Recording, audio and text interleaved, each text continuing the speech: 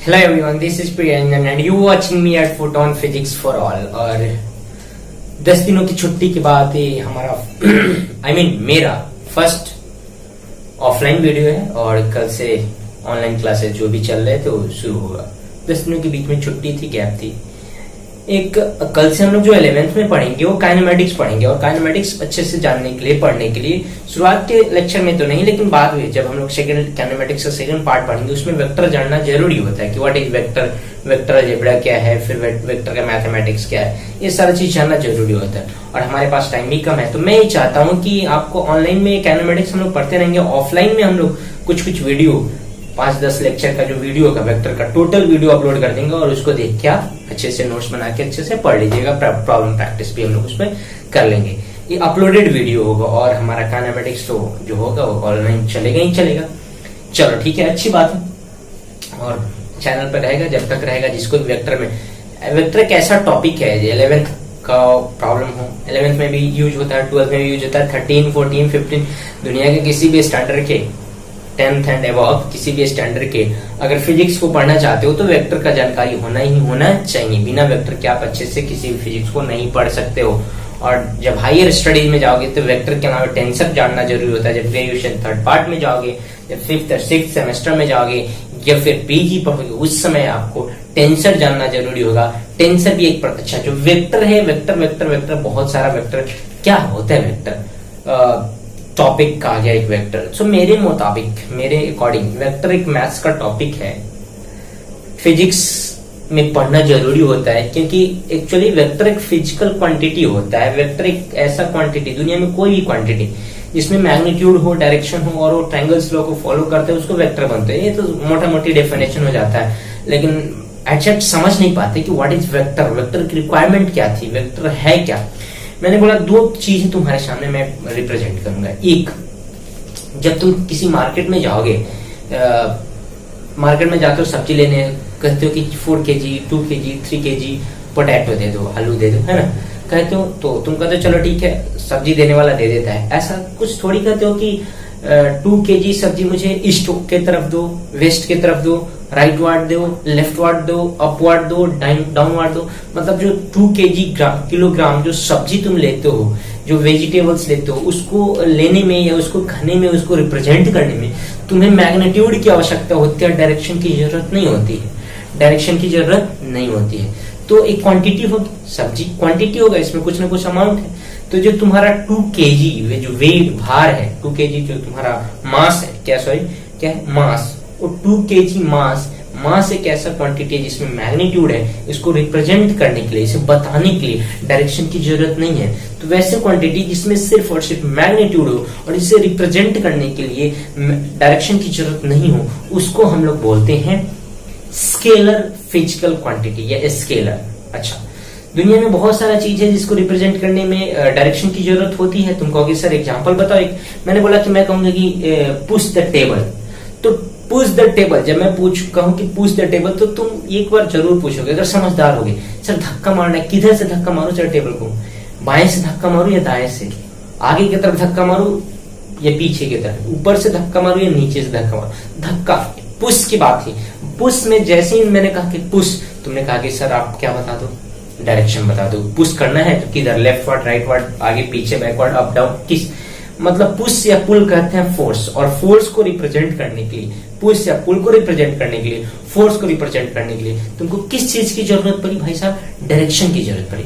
तुमने पूछा कि सर लेफ्ट वार्ड या राइट वार्ड, तुमने पूछा अपवर्ड या डाउनवर्ड, तुमने पूछा सर आगे या पीछे, तुमने पूछा, मतलब तुमने डायरेक्शन पूछा, मतलब तुम्हें फोर्स को रिप्रेजेंट करने के लिए, किसको रिप्रेजेंट करने के लिए भाई साहब, फोर्स को रिप्रेजेंट करने के लिए तुम्हें जरूरत पड़ी डायरेक्शन की। तो फोर्स एक ऐसा फिजिकल क्वांटिटी है जिसमें सिर्फ मैग्नीट्यूड से काम नहीं चलेगा।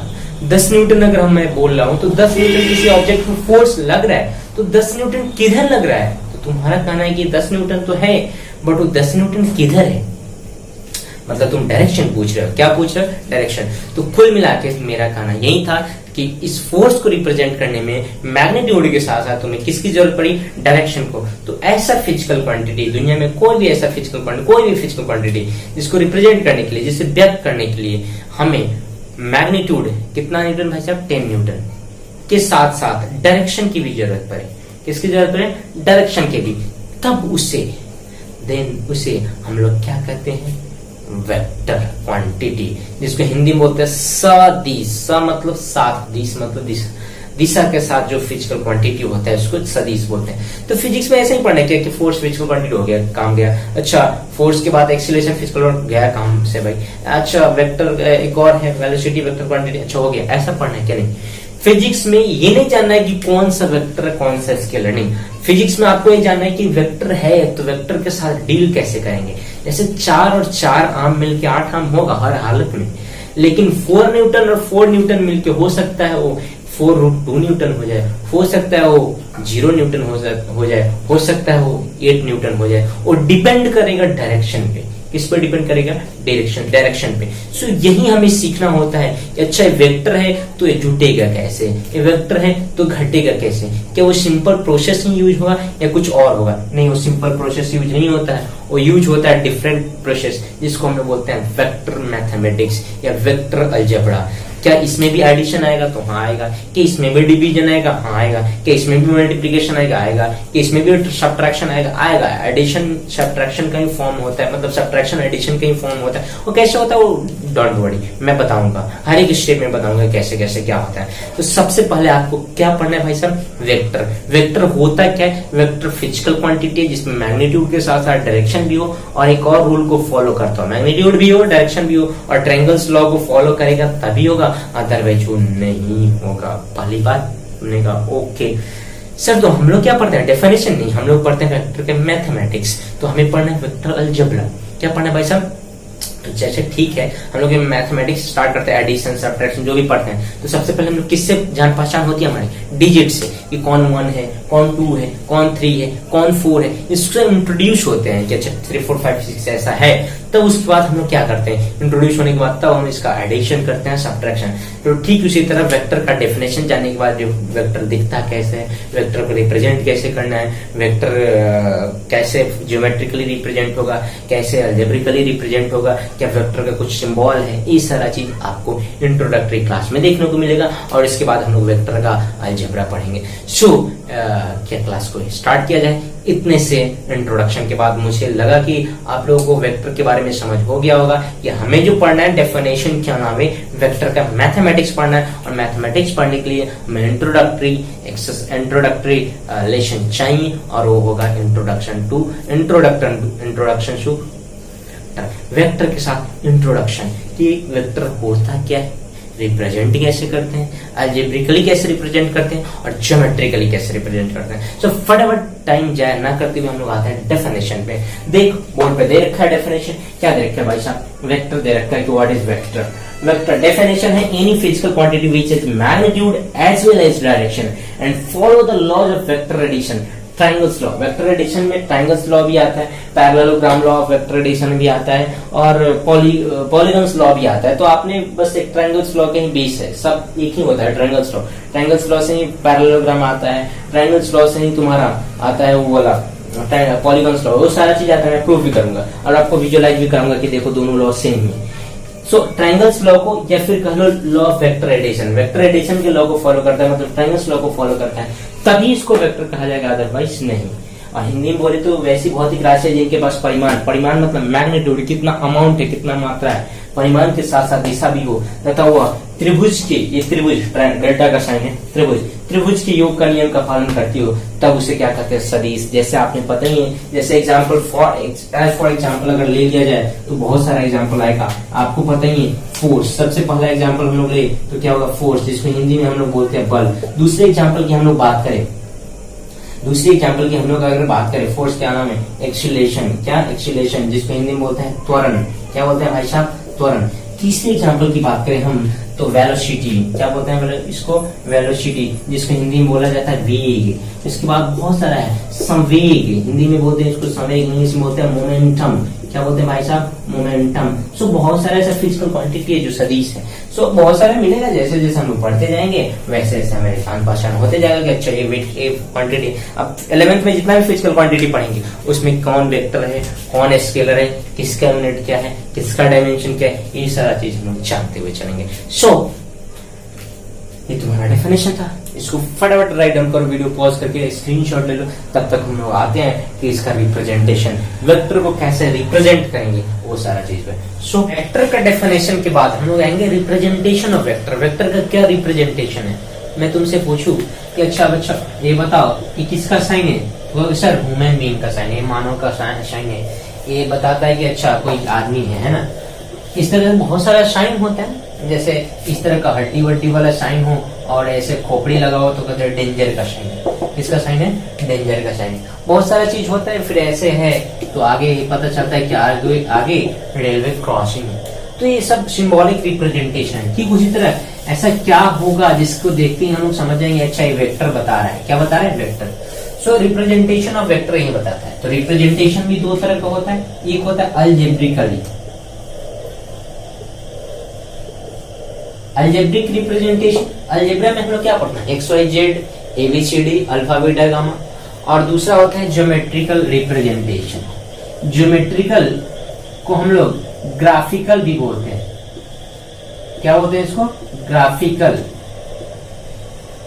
ज्योमेट्रिकल और ग्राफिकल रिप्रेजेंटेशन। चलो अलजेब्रिक रिप्रेजेंटेशन में क्या होता है, कहते हैं अल्फाबेट, इंग्लिश अल्फाबेट या ग्रीक अल्फाबेट को कोई भी लेटर या कैपिटल हो या स्मॉल हो, इसके ऊपर अगर छोटा सा एरो लगा हो तो ये हमारा ए ना पढ़ के पढ़ा जाएगा वेक्टर ए। क्या पढ़ा जाएगा, वेक्टर ए। इसको क्या पढ़ेंगे हम लोग, वेक्टर ए। या कहीं कहीं ऐसे एरो ना होके सिर्फ बार रहता है, स्पेस रहता है, इसका भी मतलब क्या है, वेक्टर ए। तो कहीं ऐसा मिलेगा कहीं ऐसा मिलेगा। तो टेंशन वाली बात नहीं कि अच्छा सर ने तो ऐसा बताया, ऐसा दे रखा है, क्या इसको वेक्टर नहीं पढ़ेंगे, पढ़ेंगे। किसी भी अल्फाबेट के हेड पे एरो या स्पेस का साइन हमें उस वेक्टर को रिप्रेजेंट करता है, मतलब वेक्टर ए है। नीचे वाला भी क्या है, वेक्टर स्मॉल ए। और इसको हम लोग ऐसे भी लिख सकते हैं। अगर अल्फा आए ऐसे अल्फा तो हम लोग इसको क्या पढ़ेंगे, वेक्टर अल्फा, या इसको हम लोग ऐसे भी लिख सकते हैं। अगर तुम्हारा जेड है तो आराम से, बीटा है तो भी लिख सकते हैं, गामा है, कुछ भी है हम लोग आराम से लिख सकते हैं। तो तुमने कहा कि सर अच्छा सर ये जो रिप्रेजेंटेशन है इसको अलजेब्रिक क्यों बोला। मैंने कहा कि अलजेब्रा वाला वर्ड यूज होता है, अलजेब्रा अल्फाबेट यूज हो रहा है तो अलजेब्रा यूज हो रहा है, इसलिए इसको बोलते हैं अलजेब्रिक रिप्रेजेंटेशन। सो कहीं भी अगर अल्फाबेट के ऊपर क्या लगा रहा है भाई साहब, एरो, या क्या लगा रहे हैं, सिर्फ और सिर्फ स्पेस, सिर्फ और सिर्फ स्पेस, तो भी हम लोग क्या समझेंगे, वो वेक्टर है। इसको बोलेंगे वेक्टर ए, वेक्टर स्मॉल है, vector alpha, vector Z, vector beta, ये सारी चीज हम लोग बोलेंगे आसानी से। तुमने कहा ओके सर, एक चीज और बताओ सर आप, कि कभी कभी हमको ऐसे देखने को मिलता है, ग्राफिकल सॉरी ये ज्योमेट्रिकल है, अलजेब्रिक रिप्रेजेंटेशन ही है, लेकिन कहीं कहीं हमको देखने को ऐसे मिल जाता है कि ए कैप है ना, बी कैप, ऐसा कुछ मिल जाए। तो मैंने बोला कोई बात नहीं, तुम ट्रेन में सफर करते हो तो कभी कभी देखते होगे कि इस तरह का साइन बना होता है। इस तरह का साइन क्या बताता है कि फिजिकली हैंडीकैप्ड या फिजिकली चैलेंज लोगों के लिए बर्थ है या बॉगी है ना। ठीक उसी तरह ये स्पेशलाइज कर दिया कि ह्यूमन में भी एक स्पेशल ह्यूमन है जो फिजिकली चैलेंज है या फिर क्या हो, वो अपंग है, जिसको हम लोग बोलते हैं विकलांग, या अभी अब तो नया ट्रेंड चला है, मोदी जी ने कहा कि नहीं इसको दिव्यांग बोलिए, इसको बोलेंगे दिव्यांग, है ना। चलो अच्छी बात है। तो ये सिंबल हो गया कि आदमी में भी स्पेशल आदमी हो, दिव्यांग है। ठीक उसी तरह कभी कभी अल्फाबेट में के ऊपर एक कैप लगा होता है, ऐसा है ना, ऐसा, इसको क्या पढ़ते हैं, ए कैप, या इसको ए हैट भी पढ़ते हैं, या कभी कभी ए कैरेट भी पढ़ते हैं। क्या पढ़ते हैं, ए कैरेट, तीनों पढ़ा जाता है, ए हैट, ए कैप या ए carat, A hat, A cap या ए कैरेट। सबका मीनिंग क्या भाई साहब, सबका मीनिंग वही है कि ये स्पेशल टाइप का। अब इसको जैसे ए कैप लगा हो तो तब तो हम लोग क्या पढ़ेंगे, इसको पढ़ेंगे unit vector A, unit vector A पढ़ेंगे। क्या इसको, ए कैप, इसको क्या पढ़ेंगे, ए कैप पढ़ेंगे। मोस्टली 99.99 जगह हम लोग क्या पढ़ते हैं, ए कैप, लेकिन ए हैट भी पढ़ सकते हैं, एक कैरेट भी पढ़ सकते हैं, लेकिन इसका सेंस क्या होगा कि ये वेक्टर तो है लेकिन स्पेशल टाइप का वेक्टर है, यूनिट वेक्टर। स्पेशल टाइप का एक ऐसा वेक्टर है जिसका मैग्नीट्यूड 1 है और सिर्फ एक डायरेक्शन को रिप्रेजेंट करता है। हम लोग जब टाइप्स ऑफ वेक्टर पढ़ेंगे तो डिटेल में पढ़ेंगे यूनिट वेक्टर क्या है, सारा चीज टेंशन वाली बात नहीं है। बस आपको ये जानना है कि कभी कभी अलजेब्रिक रिप्रेजेंटेशन में इस तरह का भी सिंबल आ जाता है, तो ये इस सिंबल तुम्हारे लिए नया नहीं है, तुम्हें समझना है कि अच्छा ये वेक्टर तो है लेकिन स्पेशल टाइप का वेक्टर है, और वो स्पेशल टाइप है कौन सा भाई साहब, तो यूनिट वेक्टर है। कौन सा है, यूनिट वेक्टर। कहीं ऐसे दे देगा 2 लेटर ए और बी, ऐसे 2 लेटर के ऊपर एरो, तो ये भी स्पेशल टाइप का है, इसको हम लोग बोलेंगे पोजीशन वेक्टर। क्या बोलेंगे भाई साहब, पोजीशन वेक्टर। ये भी ध्यान रखना, इसको हम लोग स्पेशल क्या नाम देंगे, पोजीशन वेक्टर। ऐसा रहे सिंपल वेक्टर वेक्टर वेक्टर, कोई टेंशन नहीं। कैप लगा रहे तो यूनिट वेक्टर, और 2 लेटर के ऊपर अगर एरो लगा रहे तो याद रखना कौन सा वेक्टर कहता है, वेक्टर है। ये भी वेक्टर रिप्रेजेंटेशन है।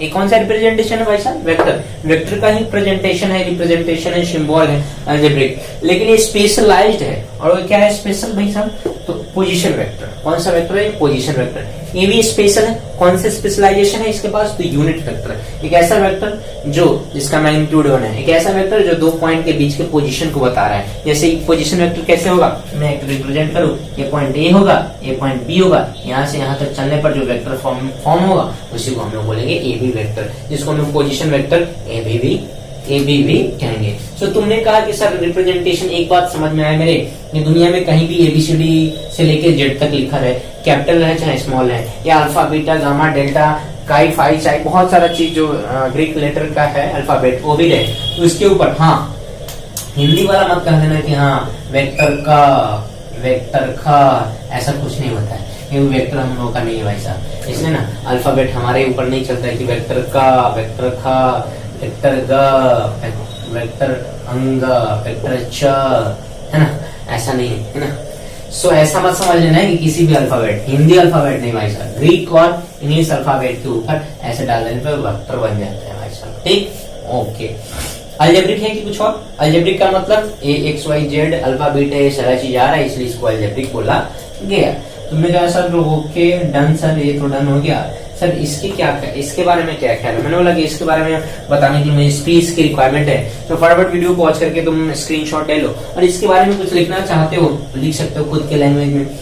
अलजेब्रिक रिप्रेजेंटेशन क्या होता है, तो खुद के लैंग्वेज में क्या लिखोगे, किसी भी अल्फाबेट के ऊपर हेड पर या तो एरो या स्पेस लगा देने से क्या बन जाता है, वो वेक्टर बन जाता है। कभी कभी कैप या 2 लेटर के ऊपर हेड लगा हो तो कैप को यूनिट वेक्टर, और 2 लेटर के ऊपर लगा हो तो क्या बनेगा, इसको पोजीशन वेक्टर। आई थिंक बहुत अच्छे समझ गए होंगे, क्योंकि हमें अभी जो पढ़ना है, मैं फिर से बता दूं कि आपको वेक्टर का डेफिनेशन नहीं पढ़ना है, वेक्टर का मैथ्स पढ़ना है, लेकिन वेक्टर के मैथ्स तक पहुंचने के लिए वेक्टर का फंडामेंटल क्लियर होना चाहिए। जैसे हम लोग जोड़ घटाव पढ़ते हैं ना, 4+3, मैं जस्ट एग्जांपल भी बताया 4+3 या कुछ भी, तो हम लोग 4 और 3 से जान पहचान हमारी होगी, तभी तो 4+3 को इंट्रोड्यूस कर पाएंगे या 4+3 को कर पाएंगे। ठीक उसी तरह हम लोग वेक्टर से जान पहचान बना रहे हैं कि क्या देखते बोलेंगे अच्छा ये तो साला वेक्टर है भाई साहब, है ना। इससे जस्ट एक लेक्चर पहले इससे हमारी जान पहचान हुई है, भेंट मुलाकात हुई है ना।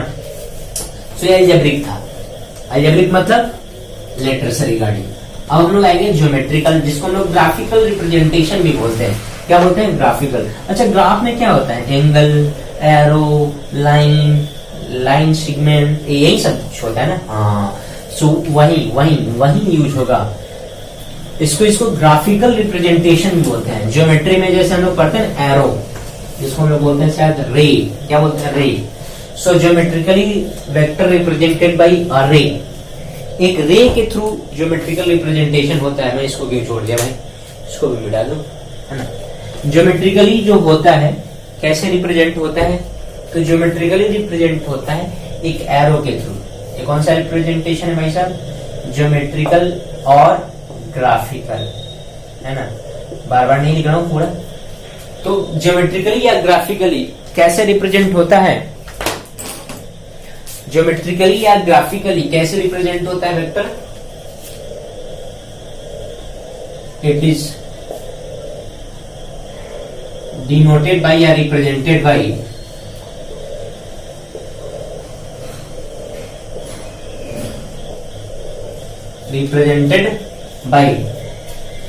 arrow, represented by arrow, in which length of the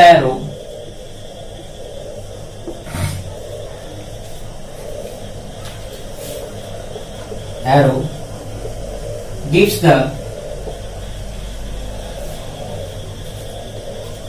magnitude and direction of arrowhead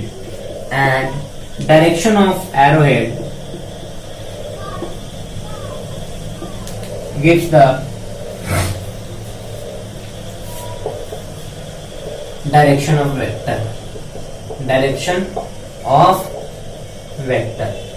अब समझते हैं, जैसे अगर मैं कहूं कि एक वेक्टर ऐसे दे दिया है, ऐसे है ना, और तुमसे पूछूं, जैसे मैं तुम्हें बता रहा हूं ऐसे हम लोग पढ़ेंगे, डायरेक्शन स्कीम पढ़ेंगे क्या होता है, लेकिन अभी तुम जान लो इधर ईस्ट होता है, इधर नॉर्थ होता है, इधर वेस्ट होता है, इधर साउथ होता है, बस इतना जान लो अभी। तो अगर मैं तुमसे पूछूं कि ये वेक्टर जो ए है और यहां से यहां तक मैग्नीट्यूड मैंने दे रखा है 10 मीटर, तो अगर मैं तुमसे पूछूं कि वेक्टर ए का मैग्नीट्यूड बताओ, magnitude of vector A, magnitude of vector A, तो तुम बोलोगे 10 मीटर। क्यों? क्योंकि एरो का लेंथ दे रखा है, ये एरो का क्या दे रखा है, लेंथ। अच्छा एरो नहीं बनाती हूँ मैं, सिंपल ऐसे लाइन खींचता हूँ, नहीं तो कंफ्यूजन हो जाएगा। ये लाइन है यहाँ से यहाँ तक, इसका लेंथ दे रखा है हमें 10 मीटर। तो एरो का लेंथ मतलब जो बॉडी है, लेंथ है एरो का, वो मैग्नीट्यूड बताया था। तो मैग्नीट्यूड किधर हो गया, कितना हो गया भाई साहब, 10 मीटर। अगर डायरेक्शन की बात पूछूं तुमसे, तो तुम क्या बताओगे डायरेक्शन के बारे में? कहोगे सर टुवर्ड्स ईस्ट। किधर होगा भाई साहब, ईस्ट की तरफ। डायरेक्शन किधर है, ईस्ट। ध्यान से देखो, एरो हेड, ये क्या भाई साहब, हेड है।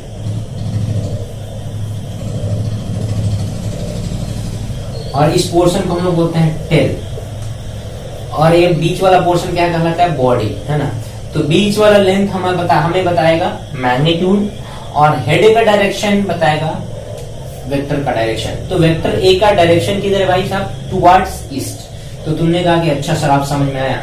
तो तुमने कहा कि सर इसको ज्योमेट्रिकली या ग्राफिकल क्यों बोलते हैं? मैंने बोला कि जो रे वे पढ़ना है ना, ज्योमेट्री में पढ़ना है, और ग्राफ आपने इसका खींचना होता है, इसलिए इसको ज्योमेट्रिकल या ग्राफिकल रिप्रेजेंटेशन बोला। और तुमने कहा कि अच्छा ठीक है सर, कि किसी भी वेक्टर को ज्योमेट्रिकली अगर अल्फाबेट्स हमें ए बी सी डी के थ्रू नहीं रिप्रेजेंट करना है, तो ऐसे अगर दे दे ऐसे, तो समझना है कि जरूर एक वेक्टर है। अगर ऐसे दे दे तो जरूर समझना है वेक्टर है, भले इसका कुछ भी नाम हो, नाम कुछ भी हो, ऐसे दे दे कहीं भी, बस समझना क्या भाई साहब, वेक्टर है। ये क्या समझना भाई साहब, वेक्टर है। इस वेक्टर का डायरेक्शन कुछ भी हो सकता है, कुछ भी नहीं हो सकता है, इस वेक्टर का डायरेक्शन होगा। जैसे इसको क्या बोलोगे, हेड है, तो हेड का डायरेक्शन वेक्टर है। हेड ऐसे नीचे की तरफ है, तो वेक्टर का डायरेक्शन नीचे की तरफ। इसको क्या बोलोगे भाई साहब, टेल।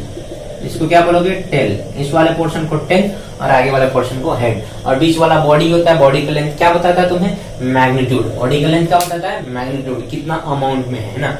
सो हर एक में तुमको head tail head tail head tail head tail लिख लेना है भाई साहब। तुमने कहा okay sir, I will do all the things, let's erase it. After it मैं एक पॉइंट डिस्कस करूंगा जो शायद आप लोग नहीं सोच पाए हो, ये है ना। सब कुछ हो गया ना, मिटा दो।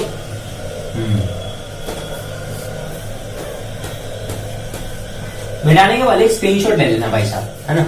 स्क्रीनशॉट ले लो, या फिर वीडियो को पॉज करके जितना लिखना है लिखना लो। नोट्स बनाना है भाई साहब, नोट्स नहीं बनाओगे तो फिर पढ़ने का कोई फायदा नहीं। छपा छपाया नोट्स और पीडीएफ फॉर्मेट में अवेलेबल करा दो, ऐसा कुछ धंधा करो, फायदेमंद नहीं रहोगे, तुम्हारे फायदे की सौदा नहीं है कि नोट्स अवेलेबल। नोट्स जो खुद का नोट्स बनाया होता है या पढ़ने के बाद बना हुआ नोट्स होता है, वो बहुत बेनिफिशियल होता है। तुम्हें आइडिया होता है कि हमने यहाँ पढ़ा, हमने यहाँ सोचा और हमने इस तरह से नोट्स बनाया। खुद का नोट्स या टीचर के थ्रू पढ़ाए गए, क्लास में जो पढ़ाया जाता है, फिर ऑनलाइन जो पढ़ाया जाता है, उसके बाद जो नोट्स का फॉर्मेशन होता है वो बेस्ट होता है, ना कि कहीं से आप नोट्स खरीद लो, किसी पीडीएफ फॉर्मेट में कहीं से अवेलेबल हो जाए। ये अच्छी बात नहीं है, ये नोट्स अच्छा नहीं होता है। उससे बेटर यही है कि आप 1300-1400 में कोई अच्छी सी बुक ले लो, और उस बुक में बहुत सारा ढेर सारा इन्फॉर्मेटिव पॉइंट्स रहता है और सब कुछ रहता है, क्योंकि कोई मास्टर ऊपर से लेके कुछ आता नहीं, जो कुछ रहता है बुक्स और कहीं ना कहीं से लेकर ट्रिक या टेक्निक और बुक के थ्रू ही पढ़ाते हैं, तो तुम नोट्स खरीदने से अच्छा एक अच्छी सी बुक खरीद दो, वहीं में नोट्स हो जाएगा। ऐसी बात नहीं है, आपको ऐसा करना ही नहीं, आपको पढ़ना है प्रॉपर वे में और नोट्स बनाना है, ताकि जिस समय पढ़ो वही बातें तुम्हारे दिमाग में घूमे जब तुम नोट्स खुद का बनाओगे और जब उसको बार बार देखोगे। तो चलो, इतना भाषण मारने से कोई फायदा नहीं। मैंने बोला कि कभी कभी क्या होता है कि वेक्टर, तो तुमने बोला कि एक्सीलरेशन भी वेक्टर होता है सर, वेलोसिटी भी वेक्टर होता है और फोर्स भी वेक्टर होता है। मैंने एक एरो बनाया ऐसे, है ना, और बोला कि यहाँ से यहाँ तक जो हमारा लेंथ है, यहाँ से यहाँ तक जो हमारा लेंथ है, इस लेंथ की बात करें तो तू, और मैंने इस लेंथ को दे रखा है, ये लेंथ जो है हमारा 10 न्यूटन। तुमने कहा क्या बात करते हो सर, कभी लेंथ न्यूटन में होगा? है सोचने वाली सवाल है कि कभी लेंथ न्यूटन में होगा। जब लेंथ न्यूटन में नहीं हो सकता, लेंथ हमेशा मीटर में होगा। तो सर जब लेंथ न्यूटन में नहीं हो सकता है तो ये वेक्टर एफ कैसे हो सकता है? जो वेक्टर एफ है वो फोर्स है। कौन सा वेक्टर है भाई साहब? फोर्स है, और फोर्स का ऐसा यूनिट न्यूटन ही होता है। तो तुमने कहा कि सर लेंथ कभी मीटर में होता, आप न्यूटन डाल रहे हो, आप गलत कर रहे हो। क्या कर रहे हो आप? गलत। मैंने कहा कोई गलत नहीं कर रहे हैं, तुमने ग्राफ पढ़ रखा है और उसी के थ्रू तुम आंसर दोगे। सुनो, ग्राफ में जब हम लोग बनाते हैं, कभी कभी यहाँ पे पॉपुलेशन लिखते हैं। क्या लिखते हैं? पॉपुलेशन। कभी कभी पॉपुलेशन लिख देते हैं, कभी कभी नंबर ऑफ हाउसेज लिख देते हैं, कभी कभी कुछ भी लिख देते हैं। हमारे ग्राफ जो पेपर होता है, ग्राफ में क्या होता है, जो पेपर होता है ऐसे ऐसे बार बार ऐसे ऐसे ढेर सारा स्क्वायर रहता है ना, ढेर सारा स्क्वायर रहता है। ढेर सारा क्या रहता है? स्क्वायर। अब स्क्वायर ना दिख रहा हो तो स्क्वायर ही समझ लेते। ढेर सारा स्क्वायर रहता है। इसमें आप किसी भी लाइन को आप यूनिट मान सकते हो। आपको ये बताया जाता है यहाँ पर एक यूनिट है, 1 यूनिट है। वो यूनिट हो सकता है, अगर इस लाइन को हम लोग फोर्स माने तो हमारा जो एक यहाँ पर होगा, एक वो न्यूटन में होगा। अगर इस लाइन को हम लोग एक्सीलरेशन माने तो एक यूनिट होगा मीटर पर सेकंड स्क्वायर में होगा। अगर हम लोग यहाँ पर एक्सीलरेशन के बदले वेलोसिटी माने, वेलोसिटी मतलब होता है वेग, मीटर पर सेकंड जिसका यूनिट होता है, तो यहाँ पर क्या होगा? 1 मीटर पर सेकंड होगा। मतलब ग्राफ में हम लोग ये नहीं बताते हैं कि यहाँ से यहाँ तक 1 मीटर, नहीं, ग्राफ में हम लोग यहाँ से यहाँ 1 यूनिट बताते हैं। क्या बताते हैं? 1 यूनिट। सो यहाँ से यहाँ तक 10 यूनिट है, और 10 यूनिट न्यूटन भी हो सकता है, मीटर पर सेकंड भी हो सकता है, मीटर भी हो सकता है, मीटर पर सेकंड स्क्वायर भी हो सकता है, केजी मीटर पर सेकंड भी हो सकता है, बहुत सारा चीज हो सकता है। जो भी वेक्टर है सब कुछ हो सकता है, सबका यूनिट हो सकता है, क्योंकि यहाँ से यहाँ तक जो लेंथ है एक्चुअली लेंथ नहीं है, ये यूनिट है, और यूनिट कुछ भी हो सकता है। सो माइनर सा चीज है जो आप लोग शायद आप लोग सोच पाते हैं कि ये सही है गलत है, क्योंकि बच्चे के दिमाग में बहुत सारा क्वेश्चन आता है और सोच नहीं पाता है ये सही में ये तो मीटर होना चाहिए, आप न्यूटन देते हो, कभी कुछ देते हो, कभी कुछ, तो मीटर भी होगा। अब समझा कि मीटर भी होगा, न्यूटन भी होगा, मीटर पर सेकंड भी होगा, मीटर पर सेकंड स्क्वायर भी होगा, कई मीटर पर सेकंड भी हो सकता है, कुछ भी हो सकता है। जो वेक्टर का यूनिट होगा सब यूनिट हो सकता है, क्योंकि वो जो बीच का जो खंड होता है, जो लेंथ होता है। अब मान लो यहाँ से यहाँ तक अगर मैं कहूँ यहाँ से यहाँ तक वेक्टर खींच रहा हूँ तो कितना unit? 1 unit, 2 unit, 3 unit, 4 unit, 5 unit. अरे 1 यूनिट, 2, 3, 4, 5, तो 5 यूनिट। अब यहाँ पर अगर हमारा फोर्स यहाँ पर क्या हो जाए? फोर्स हो जाए तो हमारा 5 न्यूटन कहलाएगा। अगर यहाँ पे वेलोसिटी हो जाए तो 5 मीटर पर सेकंड कहलाएगा। यहाँ पर एक्सीलरेशन हो जाए तो 5 मीटर पर सेकंड स्क्वायर कहलाएगा। सो सब कुछ डिपेंड करता है कि क्वांटिटी हम लोग कौन सा ले रहे हैं। सो कभी भी कंफ्यूज नहीं होना है कि यहाँ लेंथ हमारा मीटर में होगा, न्यूटन में भी हो सकता है, कुछ में भी हो सकता है। ये माइनर मिस्टेक सारे बच्चे करते हैं, सो मैंने बता दिया। समझ में आया बहुत सारा चीज जो बेसिकली बेसिक है और उसका कॉन्सेप्ट क्लियर होना चाहिए, नहीं होगा तो प्रॉब्लम क्रिएट हो सकता है फर्दर। कभी कभी मिसकॉन्सेप्शन डेवलप हो जाता है, बाद में इसको अगर नहीं भी जानते तो कोई ऐसा इशू नहीं था, बस मान लेते अच्छा ऐसा होता है ना। मैंने भी ऐसे ही पढ़े, मैं अपने सब टाइम में ऐसे ही पढ़ा है, मैंने भी मान लिया अच्छा ऐसा कुछ होता होगा भाई साहब, है ना। क्योंकि मैं अचानक से मोतिहारी से दिल्ली गया था तो मैं सोचे कि ऐसा होता होगा कि दिल्ली में कुछ स्पेशल होता होगा, चलो मान लेते हैं। वहाँ का लैंग्वेज भी बड़ा खतरनाक था भाई साहब, प्योर इंग्लिश, बहुत प्रॉब्लम हुआ था मेरे को। चल कोई नहीं, चल ठीक है, मतलब मैं ऐसे बात करता हूँ ना, वो भी कन्वर्सेशन भी होता है इंग्लिश में, वहाँ सब कुछ इंग्लिश। कोटा वोटा वाला धंधा नहीं है कि चलो कोई बात नहीं इंग्लिश मीडियम पढ़ रहे हैं, इंग्लिश हिंदी दोनों चले, क्वेश्चन हिंदी में पूछ सकते नहीं, ये each and everything Hindi is not allowed and that floor पे हिंदी अलाउड ही नहीं था, क्योंकि समझ सकते हो अच्छी बात है। मैं अपने टॉपिक पर आता हूँ। रिप्रेजेंटेशन हमने पढ़ा, ज्योमेट्रिकल भी पढ़ा और अलजेब्रिक भी पढ़ा। रिप्रेजेंटेशन के बाद आता है डायरेक्शन स्कीम। डायरेक्शन स्कीम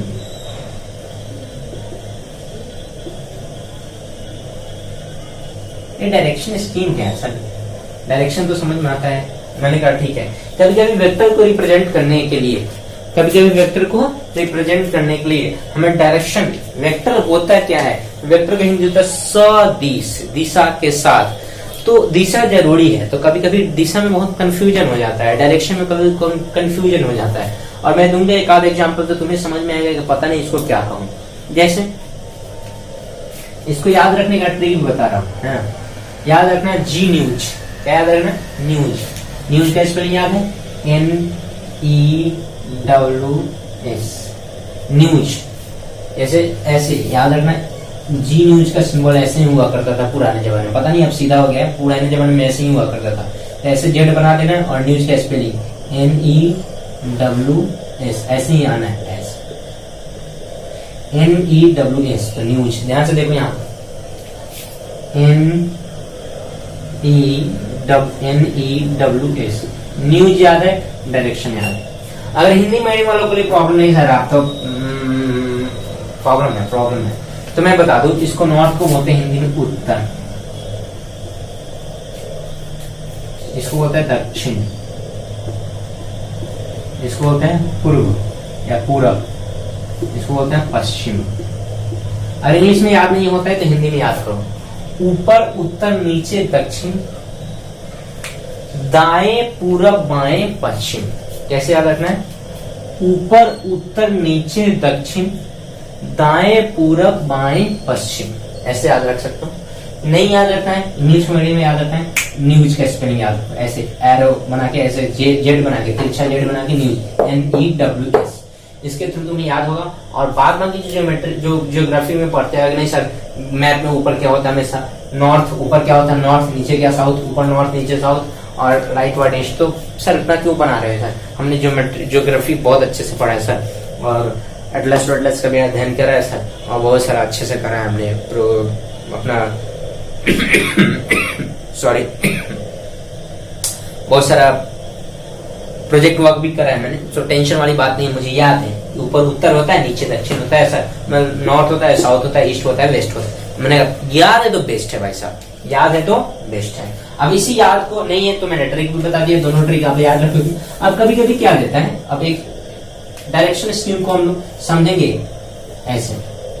सबसे पहले तो तुम्हें याद होना चाहिए NEWS न्यूज, और बार बार इसको लिखोगे तब। मैंने ऐसे लिख दिया, एक वेक्टर दे दिया, वेक्टर ए। क्या दिया? Vector A.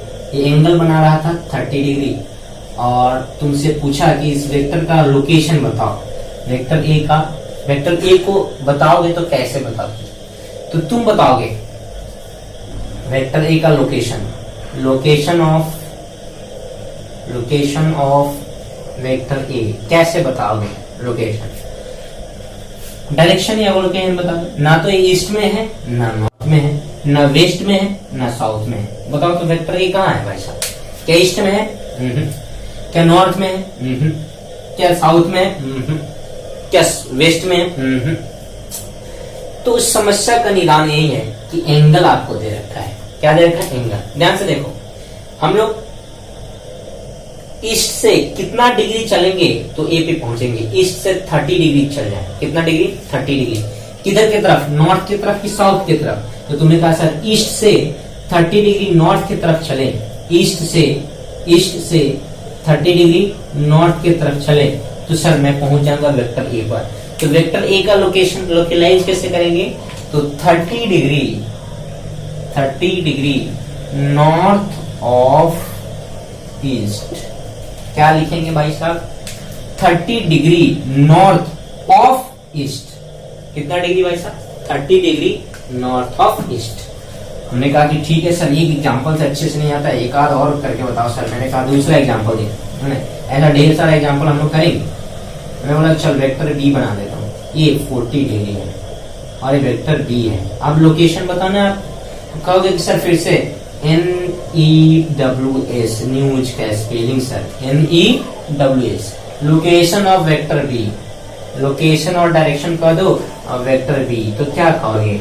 ध्यान से देखो कितना डिग्री भाई साहब, 30 डिग्री, 40 डिग्री, 50 डिग्री। तुमने कहा कि सर नॉर्थ से अगर हम लोग 40 डिग्री चले किधर, वेस्ट की तरफ, तो कितना डिग्री भाई साहब, 40 डिग्री। किधर, वेस्ट, किधर से, नॉर्थ से। तो तुम कहोगे 40 डिग्री, 40 डिग्री किधर है भाई साहब, नॉर्थ है, सॉरी वेस्ट है या ईस्ट है, वेस्ट है या ईस्ट है, तो कहोगे sir 40 degree west of north, 40 degree west of north. Sir ये 40 डिग्री वेस्ट की तरफ है, किधर से, नॉर्थ से, तो हो गया 40 डिग्री वेस्ट ऑफ नॉर्थ। मैंने कहा थोड़ा थोड़ा अच्छे से समझ में आ रहा है सर, एक आध और करवा दो सर, फिर मेरा बंटाधार ना हो। मैंने कहा अच्छी बात है, देख इसको तो कर लिया होगा है ना, स्क्रीनशॉट ले लो अच्छे से, 3-4 क्वेश्चन करवा देता हूँ, फिर अच्छे से सब कुछ हो जाएगा।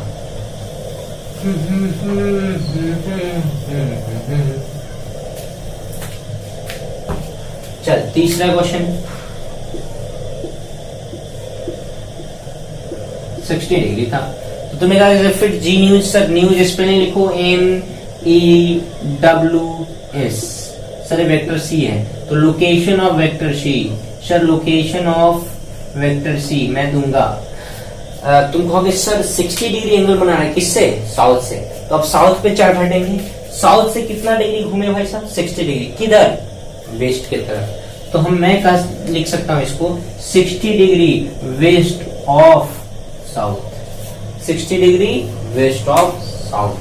कितना डिग्री भाई साहब, 60 डिग्री वेस्ट, किससे, साउथ से। तुमने कहा कि अब आ रहा है सर, एक और क्वेश्चन करवा दो सर, बस उसके बाद तो मैं धड़ल्ले से करूंगा। मैंने कहा ओके, हाँ चल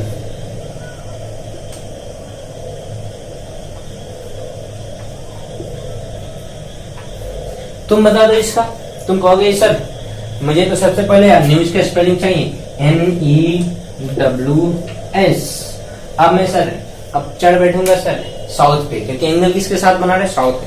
कितना डिग्री में घूमूंगा सर, 50 डिग्री, किधर, ईस्ट की तरफ। तो सर इसको सिंपल में लिख सकता हूं कि 50 डिग्री ईस्ट ऑफ साउथ। बहुत आसान है सर, आप धड़ल्ले से क्वेश्चन बनाइए। मैंने कहा ठीक है, एक आध और मैं तुमसे दे देता हूँ, तुम्हें दे देता हूँ, कभी कभी बहुत कंफ्यूजन हो जाता है। इसका स्क्रीनशॉट ले लो, है ना, होमवर्क तुम्हें मिल जाएगा ग्रुप में, जब इसका वीडियो आपको मिलेगा उसी समय ग्रुप में आपको होमवर्क भी मिल जाएगा। उसी समय नहीं, उसी दिन आपको इसका क्या मिल जाएगा भाई साहब, अरे क्या मिलेगा, होमवर्क। ओके अच्छी बात है, डायरेक्शन इसको हमको मैंने नहीं मिटाया। ओके मैं तुमसे पूछूं ले,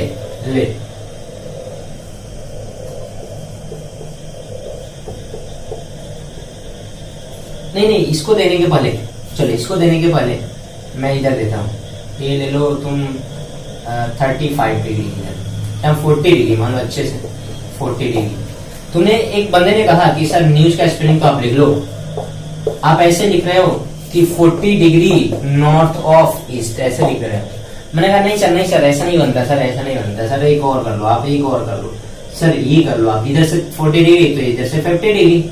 मैं ऐसा करना चाह रहा हूँ कि सर ये 50 डिग्री है, कितना डिग्री है, 50 डिग्री नॉर्थ पे मैं चल रहा हूँ, नॉर्थ से कितना डिग्री में घूमूंगा सर, 50 डिग्री, कितना, ईस्ट की तरफ। तो मैं लिखूंगा sir 50 degree east of north. मैंने कहा दोनों सही है भाई साहब। देखो ध्यान से, इसका एक्सचेंज हुआ तो 90 से सब्ट्रैक्ट करो, इसका एक्सचेंज हुआ तो 90 से सब्ट्रैक्ट करो, तो दोनों सही है।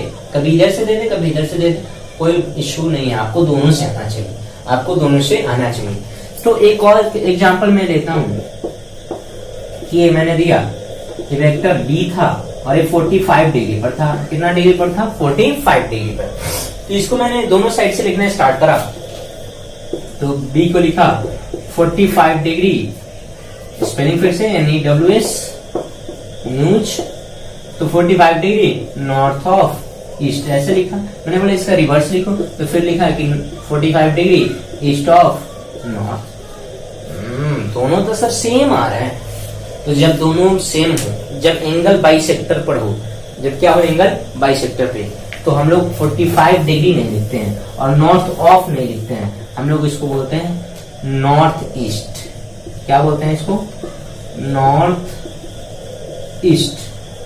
ठीक उसी तरह अगर मान लो, बहुत सारा चीज मैं बता रहा हूँ अभी, ध्यान से देखना। ठीक उसी तरह अगर ऐसा यहाँ पर हो, 45 डिग्री पर हो, बीचों बीच एंगल बाइसेक्टर को हो, तो फिर से स्पेलिंग लिखो NEWS, NEWS। तो किसके किसके बीच है भाई साहब? तो ईस्ट और साउथ के बीच, जिसको बोलेंगे साउथ ईस्ट। क्या बोलेंगे इसको? इसका लोकेशन मान लो वेक्टर सी है, तो सी का लोकेशन क्या है भाई साहब? लोकेशन ऑफ सी क्या बोलेंगे? South east. क्या बोलोगे? साउथ ईस्ट, या ईस्ट साउथ भी बोल सकते हो इसको। क्या बोल सकते हो? साउथ ईस्ट या ईस्ट साउथ। इसको हम लोग ऐसे पढ़ेंगे, साउथ ईस्ट, है ना? क्योंकि 45 डिग्री आ रहा है। क्या आ रहा है? 45। जब भी एंगल बाइसेक्टर हो या 45 डिग्री हो, इसमें ऑफ नहीं लगाते हैं, याद रखना। क्या नहीं लगाते हैं? ऑफ, क्योंकि दोनों में सेम है, इधर से चाहे उधर से, दोनों में क्या हो? सेम है। ये था तुम्हारा डायरेक्शन स्कीम। अगर ग्राफिकल दिया हो तो स्टेटमेंट के टर्म में कैसे लिखते हैं, और स्टेटमेंट दिया हो तो ग्राफिकल टर्म में कैसे लिखेंगे। आई थिंक इतना क्वेश्चन प्रैक्टिस करने के बाद मुझे नहीं लगता है कि तुम्हें नहीं आया होगा, है आ गया होगा। इसके रिगार्डिंग होमवर्क भी तुम्हें मिल जाएगा। चलो इसको इरेज करते हैं और हम लोग आगे बढ़ते हैं टाइप्स ऑफ वेक्टर पे। इसमें डायरेक्शन स्कीम अच्छे से आया? तुमने कहा हाँ सर आ गया सर। बहुत सारा क्वेश्चन भी इस पर होगा, जो आपको जिस दिन वीडियो मिलेगा उसी दिन आपको ये होमवर्क मिल जाएगा। आई थिंक कल मिलेगा आपको वीडियो। अब मान लो कोई रिलीज के दिन देखता है, कोई 2-4 दिन बाद देखेगा, तो इसके लिए कल वो कल नहीं होगा, है ना? कल वो कल बदल जाएगा, वो कल आपका बदल जाएगा। चल टाइप्स ऑफ वेक्टर पे आते हैं हम लोग। ये थोड़ा लंबा चलेगा टाइप्स ऑफ वेक्टर, है ना?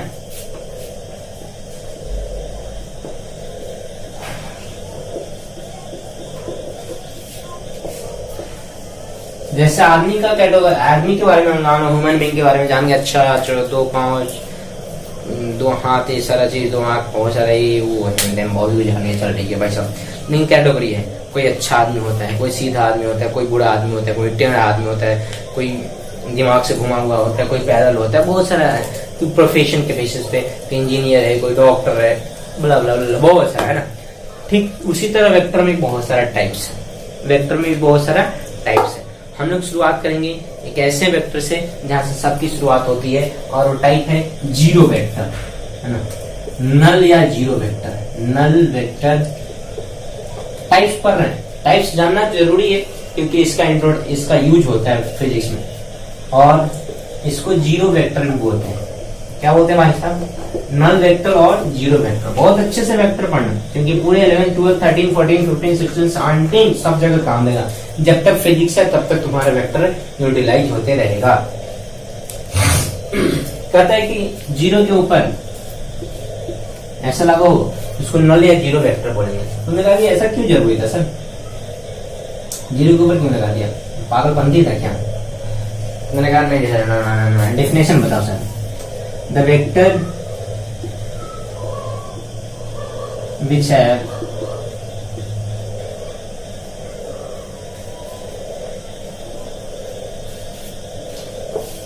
zero magnitude are known as null और जीरो वेक्टर। तुमने कहा ओके सर, मैग्नीट्यूड ही जीरो था तो इसकी क्या जरूरत थी? मैंने कहा इसकी जरूरत थी, जैसे मैं कहूं कि vector A plus vector B मिलके क्या होगा? जीरो। कभी हो जाए प्लस छोड़ दो, माइनस कर लेते हैं, ए माइनस बी। कुछ होता है कि क्वांटिटी क्या हो जाए मिलके जीरो। तो यहाँ जब हम लोग जीरो लिख रहे थे ना, तो वेक्टर वेक्टर मिलके वेक्टर ही होना चाहिए। वेक्टर और वेक्टर का ऑपरेशन क्या होना चाहिए? वेक्टर ही होना चाहिए। लेकिन यहाँ पे हमारा जीरो वेक्टर नहीं, स्केलर हो रहा था। तो हमने क्या करा, ये जीरो के ऊपर क्या कर दिया? एरो लगा दिया और इसको बोला जीरो वेक्टर। तो वेक्टर इक्वेशन को करेक्ट करने के लिए, किसको करेक्ट करने के लिए भाई साहब? वेक्टर। क्योंकि एलएचएस में वेक्टर है तो आरएचएस में भी मस्ट भी वेक्टर होना चाहिए। तो वेक्टर इक्वेशन को करेक्ट करने के लिए हम लोग जीरो या नल वेक्टर को इंट्रोड्यूस किए कि अगर एलएचएस में वेक्टर है तो इस साइड भी वेक्टर होना चाहिए, अदरवाइज हमारा क्या होगा, गलत। और इस साइड वेक्टर तभी होगा जब जीरो के ऊपर क्या चढ़ जाए भाई साहब, एरो, और इसी को हम लोग बोलते हैं नल या जीरो वेक्टर। सो पहला vector, the vector which have zero magnitude are known as null और जीरो वेक्टर। बहुत सारा वेक्टर, और जीरो वेक्टर को रिप्रेजेंट कैसे करते हैं भाई साहब, तो जीरो के ऊपर एरो लगा, ये हमारा क्या रिप्रेजेंटेशन है, ये सिंबल हो गया भाई साहब, ये क्या हो गया हमारा सिंबल, किसका, जीरो या नल वेक्टर का। ओहो, जीरो या नल वेक्टर का ये सिंबल हो गया। और इसका यूज कहाँ कहाँ किया जाता है, तो वेक्टर इक्वेशन को करेक्ट करने में, वेक्टर इक्वेशन को क्या करने में, करेक्ट करने में इसका यूज किया जाता है। सो बहुत सारा पॉइंट्स है टाइप्स ऑफ वेक्टर में। आज हम लोग इतना ही रहने देते हैं, फिर हम लोग कल देखेंगे टाइप्स ऑफ वेक्टर, कल नहीं मतलब नेक्स्ट वीडियो में हम लोग देखेंगे टाइप्स ऑफ वेक्टर। सो आज के लिए इतना ही, थैंक्स फॉर वाचिंग। वीडियो अच्छा लगे तो, लगेगी इंफॉर्मेटिव वीडियो है तो मैक्सिमम जगह शेयर करो ताकि बच्चों का ज्ञान, इंफॉर्मेशन इनहांस कर पाए, मुझे भी फायदा हो, तुम्हें भी फायदा हो। Thanks for watching.